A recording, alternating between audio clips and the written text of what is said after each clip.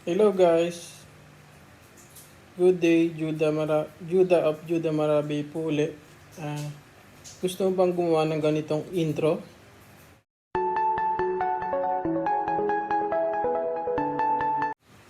Or much better sa tawagin nating animated name intro.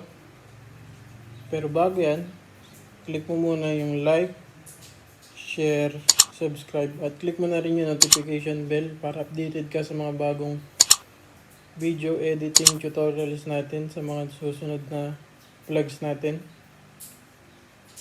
Tara, game! So ayan, start na tayo guys. Open lang natin si Kinemaster.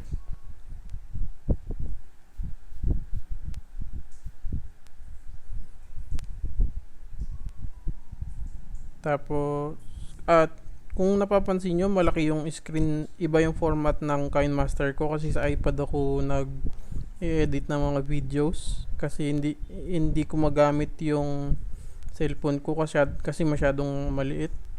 Kasi kung hindi nyo na itatanong guys, na-stroke ako, so naapektuhan yung kaliwang mata ko, kaya nahirapan ako, naduduling ako dun sa cellphone pag cellphone ang ginagamit kong pang edit. So ito na lang ginamit ko, yung iPad ko. So start na tayo. So pinitin natin itong create new,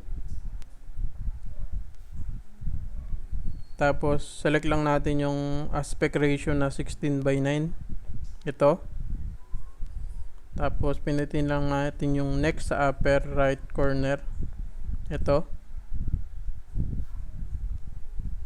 Tapos select natin yung media,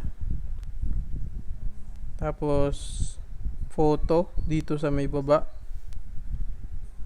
sa lower right corner ng screen. Tapos select lang natin yung image assets.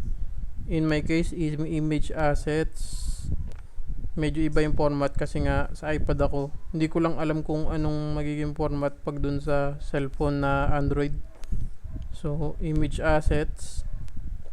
Tapos select yung black background, ito. Tapos check lang natin ito. Tapos balik natin siya sa simula. Click lang natin tong arrow sa lower left corner ng screen, ito. Ayan, so sa start na ulit siya. Tapos click lang natin yung layer. Tapos click natin si text, yung letter T, ito. Tapos type nyo na dito kung ano yung letter na ilalagay nyo. So sa akin, dahil tutorial lang naman to, name lang ilalagay ko. So gagawin kong big letters lahat. So lagay natin yung name. Tapos check uli. Tapos lakihan lang natin yung letter. Tapos select natin si font, yung AA, ito. Ayan, tapos select ko si Roboto Black, itong nasa pinakataas. Pero kung kayo wala pa kayong naka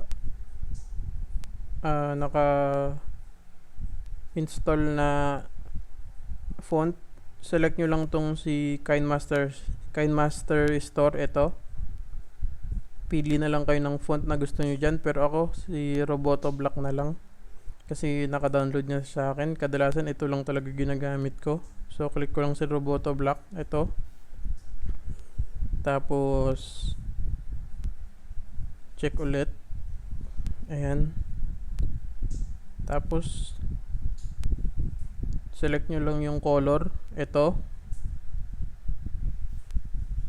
Tapos palitan nyo siya ng blue, ito. Ayan, tapos click nyo lang itong check. Ayan.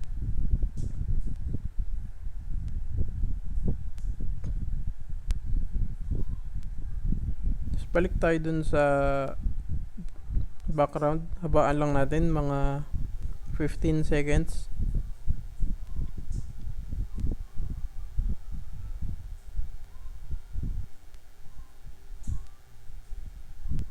Ayan. So, paano mo malalaman kung 15 seconds yung kabuuan ng magiging video neto? Tingnan nyo lang yung right side. Kung makikita nyo, may numbers dyan, yung 0000 tapos 15795. Ayan yung haba ng video nyo. So, balik tayo dun sa simula. Click lang natin si layer. Tapos, ipantay natin siya dun sa haba ng background. Tapos, para mas mabilis na maipantay siya, click mo lang tong background. Tapos, ipantay mo siya sa dulo. Tapos, i-click mo yung layer ulit. Tapos, click mo yung gunting, ito. Tapos, click mo yung trim to right of playhead. Ayan. So, pantay na siya. Check lang.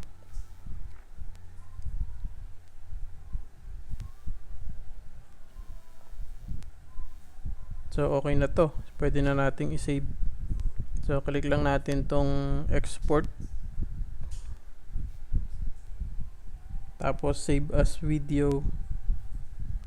Tapos, skip lang ito sa upper right corner. Yan, hintayin lang natin siya ma-save.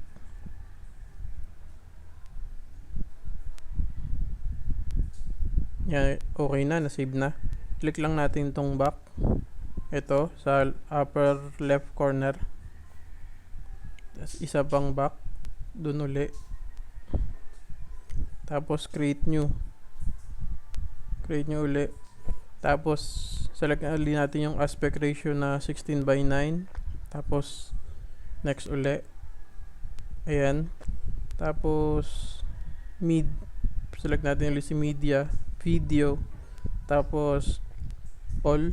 Ito.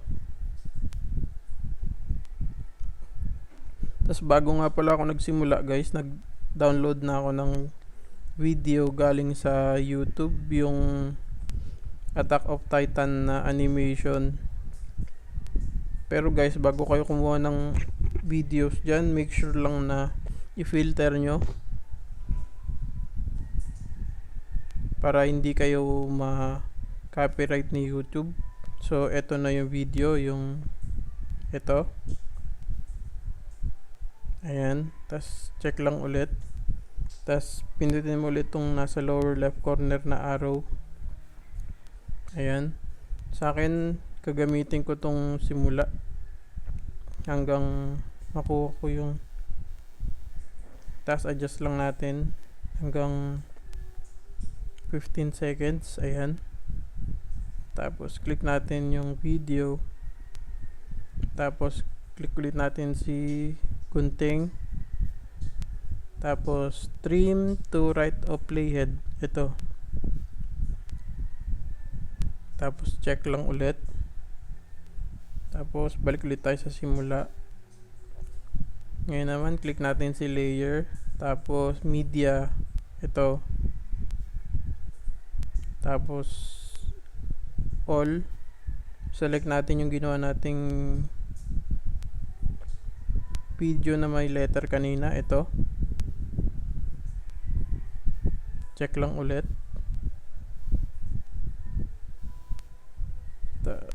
Select ulit natin yung layer. Tapos pindutin natin yung split screen, yung parang kalsada na may guhit-guhit sa gitna. Ito. Tapos select lang natin yung kulay puti. Ito yung full screen. Ayan. Tapos check lang natin ulit. Tapos para lumabas dyan sa loob ng letter yung animation sa likod, click mo lang yung layer. Tapos hanapin mo si chroma key. Ito siya. Ayan. Tapos enable mo lang ito. Tapos kung mapapansin nyo, kita yung background sa labas ng letter. Ganito lang yan. Click mo lang to. Tapos adjust mo siya sa 40. Okay na siguro yun. Tapos check mo lang ulit. Tapos panoorin natin kung anong kinalabasan.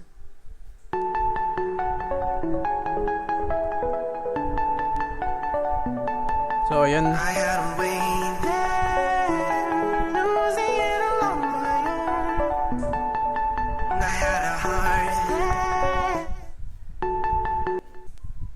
So, okay na. Pwede na natin siyang gamitin para gamiting intro.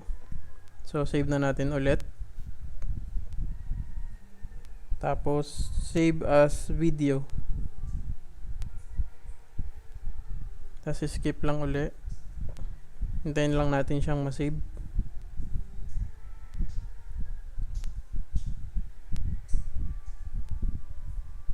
So, yan, okay na.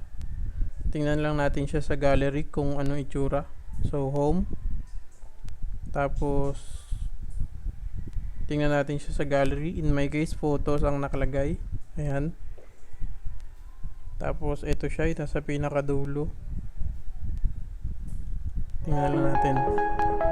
Tingnan natin kung anong itsura.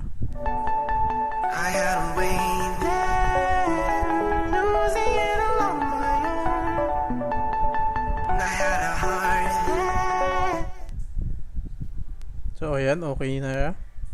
Pwede natin siyang gamiting animated name intro. Kay Kinemaster, baka naman. So, ayan, kung napanood nyo ng buo, magagawa nyo rin yan. Pwede nyo nang gamitin sa mga future videos nyo bilang intro. Salamat sa panonood. Kung di mo pa na-click yung subscribe button, paki-click naman. Thank you.